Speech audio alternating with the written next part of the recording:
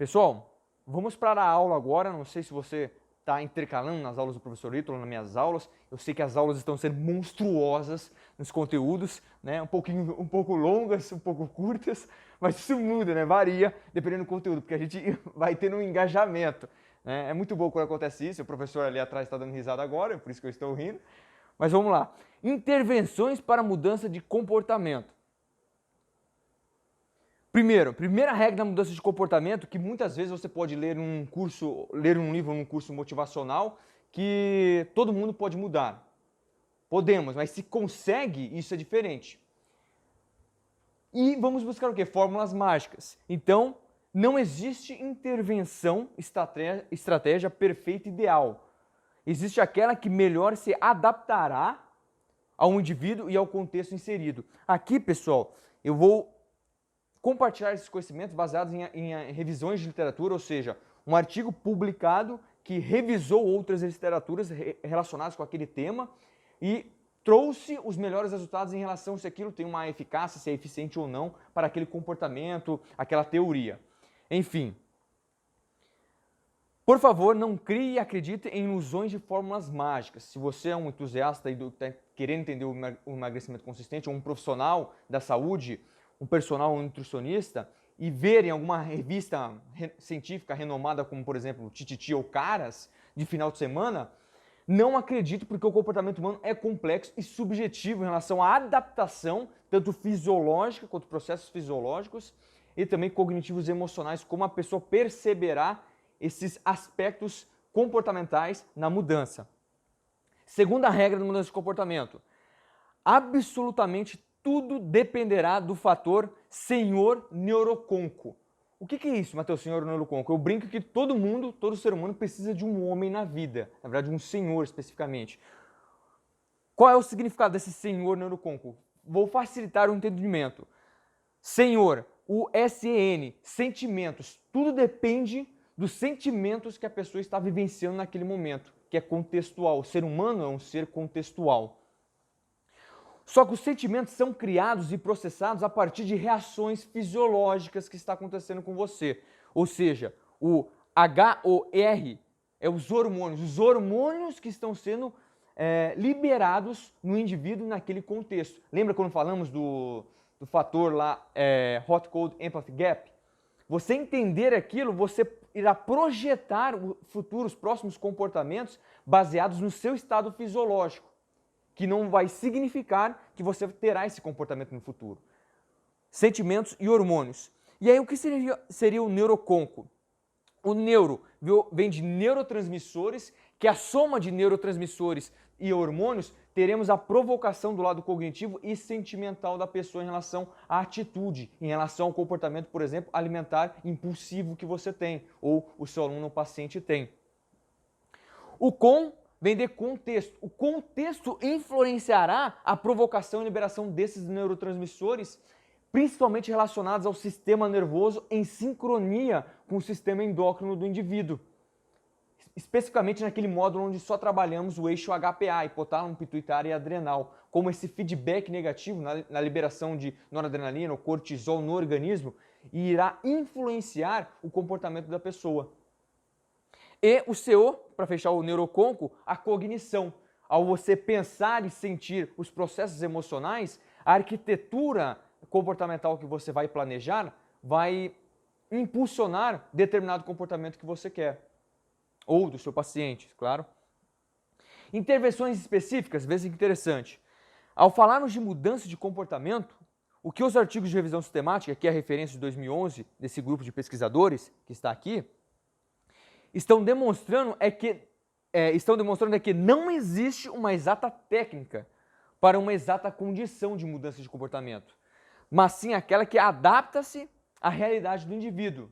No entanto, entendendo esse contexto inicial das revisões literárias, as mais utilizadas e que possuem uma melhor adaptação do indivíduo para buscar resultados consistentes na mudança de comportamento são as estratégias focadas no automonitoramento, olha só que interessante, e nas técnicas de autorregulação, ou seja, a arquitetura das metas, análise constante das metas, Feedback sobre os objetivos. Você ter essa articulação, essa mediação, aqui, o monitoramento de você mesmo em relação aos seus comportamentos. É claro, o profissional ali, o personal, você personal, ou nutricionista, psicólogo, ele vai ter você tem um papel fundamental no prescrever o que a pessoa tem que ter. Agora, a aceitação e a monitoração, de fato, na grande parte, a extensidade de tempo dele no trabalho, nesse protocolo, esse cardápio que você passa, quem vai ter a intenção de monitorar isso é ele. E aí vem a sua monitoração de você ser aquele profissional chato, do que já falamos aqui, ou aquele profissional de excelência para monitorar isso. Essa intimidade que você vai criar com ele, ou você com você mesmo, depende dos fatores de como você vai arquitetar essas metas e essa análise constante dessas metas. E o próprio feedback que você vai dando para você mesmo, ou para o cliente, para o paciente, em relação aos passos que ele está seguindo e conquistando. Existem técnicas que são mais efetivas quando aplicadas para a mudança de comportamento na prática de exercícios físicos e outras intervenções mais efetivas para a mudança de hábitos alimentares. Vamos analisar essas intervenções. Olha que bonitinho o bebezinho, né? Parece inofensivo, mas olha, dependendo da situação, pode causar dores de cabeça. Intervenções para a mudança de hábitos alimentares.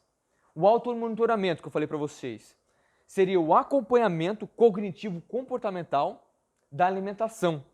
Por exemplo, possuir um diário alimentar para anotar os alimentos ingeridos durante o dia. Pode ser um caderno pequeno, ou que é mais fácil hoje para o nosso dia a dia, né? O próprio bloco de notas do seu celular.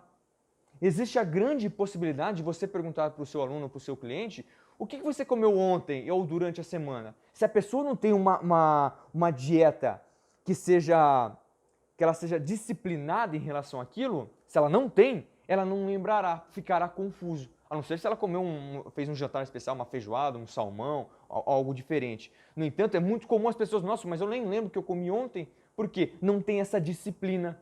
E isso é importante no desenvolvimento, na busca dos objetivos a curto prazo. Lembre-se, a melhor estratégia também é a curto prazo, que essa pessoa quer alcançar. Prevenção de recaídas. Olha que interessante. Antecipação. Nós já falamos de antecipar os possíveis momentos que você pode perder o controle da situação. Relatar, escrever, né, colocar no papel, possíveis momentos que pode existir uma recaída. No caso que eu coloquei, momentos de chutar o balde. E, assim, já identificar as estratégias de enfrentamento. Você sabe que hoje você terá uma reunião que será muito estressante, os seus níveis de atenção cognitivas será muito intenso. Ao sair de lá, você sabe, nossa, possivelmente eu vou querer comer um doce ou algo assim. Você preparar antes, passando numa lojinha, tipo uma loja de produtos naturais, de comprar um chocolate com baixo níveis de açúcar, ou zero lactose, o que seja, você está se preparando para estratégias de enfrentamento para possíveis momentos no futuro que você pode chutar o balde. É uma estratégia boa utilizada na parte comportamental. Agora, na parte dos exercícios físicos, o bebezinho aqui com certeza está muito melhor do que alguns alunos que você tem, ou melhor que você mesmo, né? Não sei.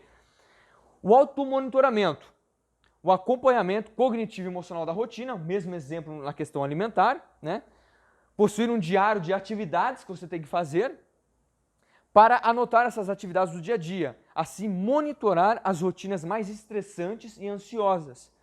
Pode ser um caderno pequeno ou o próprio bloco de notas no celular, é a mesma coisa. Ao invés de você monitorar em relação aos alimentos, como vimos nos hábitos alimentares, aqui você trazer uma rotina no caso das suas atividades, pode ser relacionadas a reuniões, encontros com os amigos ou os próprios treinamentos que você terá durante a semana. Aí você pode ter uma conexão junto com o protocolo de treinamento do profissional de educação física, do personal, ou você fazendo esse monitoramento com você mesmo. Uma outra estratégia, notificações, mensagens personalizadas. E aí a tecnologia pode nos ajudar. Você baixar um aplicativo, né? Usar apps, aplicativos que possam ajudar com a inspiração, ou seja, aquele puxão de orelha para manter a disciplina. Pode até usar amigos como mensageiros. Você organizar ali duas amigas, dois amigos que podem trabalhar em conjunto com você, essa questão de equipe, dará uma inspiração maior para você manter a motivação. Essa diferença de motivação de inspiração. Motivação, se falarmos da intrínseca, é aquela que te leva a fazer esse comportamento. E muitas vezes, como já discutimos aqui no curso, você não estará motivado a todo momento. E aí precisa o quê? Disciplina, em alguns momentos força de vontade, monitoramento dos amigos, no caso, ou o profissional da saúde, você personal, psicólogo, nutricionista, orientando o seu aluno. Isso é importante.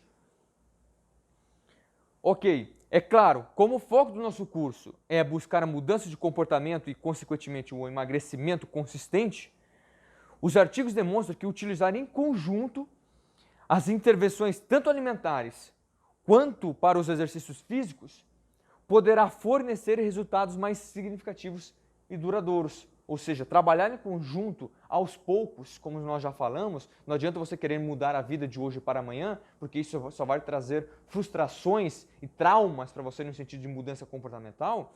É mais importante você ir regulando aos poucos essa arquitetura, ou que chamamos de baby steps em inglês, ou seja, pequenos passos para facilitar e diminuir o desconforto que você irá sentir. Porque tem que existir o desconforto. Como conhecemos os grandes desafios que enfrentamos ao longo do processo de mudança de comportamento, as evidências científicas sugerem a aplicação, olha só, da estratégia de gerenciamento de tempo, muito parecida com a intervenção de automonitoramento. Ou seja, você faz uma análise de como serão os dias da semana, como eu já disse aqui. As reuniões, projetos, cursos, assim tentar manter uma melhor programação para a frequência dos exercícios físicos. Gente, e é batata, quando você começa a fazer isso aqui, no início vai existir a motivação, você vai querer seguir isso. Mas de fato, isso ajudará muito mais a médio e longo prazo para você manter essa disciplina. Porque não existe essa questão de 21 dias você perder um hábito ou adquirir um novo hábito. Isso é subjetivo. E mais importante do que isso é você fazer um distanciamento de hábitos antigos. Essa é a parte mais difícil. Porque aquilo nos dá prazer, nos dá conforto em seguir aquela mesma rotina, que no caso não seria rotina, nós precisamos da rotina, mas sim monotonia, você fazer as mesmas coisas, dos mesmos modos, isso sim traz um conforto. Mas não faz parte da mudança. Porque, de novo, tem que existir o desconforto. O nosso objetivo, ao longo do curso inteiro, foi trazer a diminuição desse desconforto, para que seja consistente. Por isso, um emagrecimento consistente. Outra técnica simples é o diálogo interno. Ou seja, conversar consigo mesmo antes, durante e após os exercícios físicos, questionando e analisando os próprios sentimentos positivos e negativos que podem surgir e assim reestruturando as estratégias. Isso é algo que você vai construindo ao longo da sua aplicabilidade, que tem que existir. A teoria, gente, é bonitinho, é gostoso você assistir isso e ver aulas, conhecimentos e falar, meu Deus, eu quero saber isso que o cara está falando, que esse professor está falando, ou essa técnica que ele está aplicando, quero ter aquele corpo. Nós buscamos essas referências, eu já falei sobre isso aqui. Agora, o mais difícil é você ir aplicando isso ao longo do dia e reestruturando essas estratégias. Das inúmeras técnicas que aprendemos até agora, vamos conhecer mais uma que está sendo muito utilizada nas pesquisas científicas para regulação e controle da obesidade, emagrecimento, regulação da ansiedade, controle do comportamento alimentar impulsivo e regulação da ansiedade. Aqui é uma técnica muito bem trabalhada e muito bem descrita nos artigos científicos atuais, nos últimos 10 anos, que trabalham todos esses aspectos, que é o Mindful Eating, ou a alimentação plena, a alimentação consciente. Se você já quer entender mais sobre isso, assista então à última aula deste módulo, ok? Nos encontramos lá.